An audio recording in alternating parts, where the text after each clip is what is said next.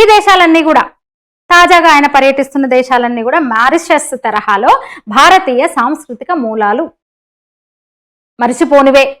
భారతీయ సాంస్కృతిక మూలాలు ఉన్న ఇంకా దేశాలు కూడా ఉన్నాయి, కానీ ఈ దేశాలు ఆ మూలాలు మరవని దేశాలు. ఏదో దానం చేసినాం అన్న బిల్డప్తో కాకుండా వందల ఏళ్ల సామ్రాజ్యవాద పారిశ్రామిక దేశాలు వాటి వనరులను దోచుకొని మూలన పడేసినాయి. అమెరికా, చైనా, అంతకన్నా ముందు బ్రిటన్, చైనా, ఇంకా ఒక్క భారత్ మాత్రమే అక్కడి స్థానిక సభ్యతా సంస్కృతులను కాపాడుతూనే ఆ దేశ ప్రగతి కోసం కృషి చేస్తోంది. మళ్ళీ ఇందులో కాంగ్రెస్ ముఠా కాంట్రిబ్యూషన్ ఏమన్నా ఉందేమో అని అనుకునే అస్సలు కాదు. అసలు అప్పుడు మన దృష్టిలో అవి దేశాలే కావు.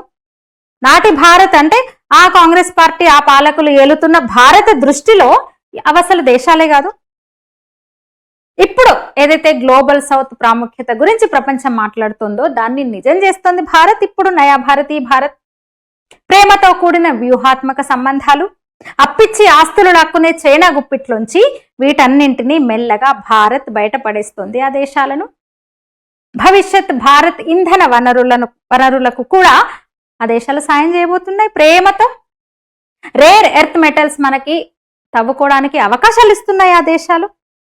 అట్లాగే ఇన్నాళ్ళు ఆఫ్రికా దేశాల రాజకీయ సామాజిక అస్థిరతకు కారణమైన యూరోపియన్ చైనా మోడల్కు భారత్ అడ్డుకట్ట వేస్తోంది.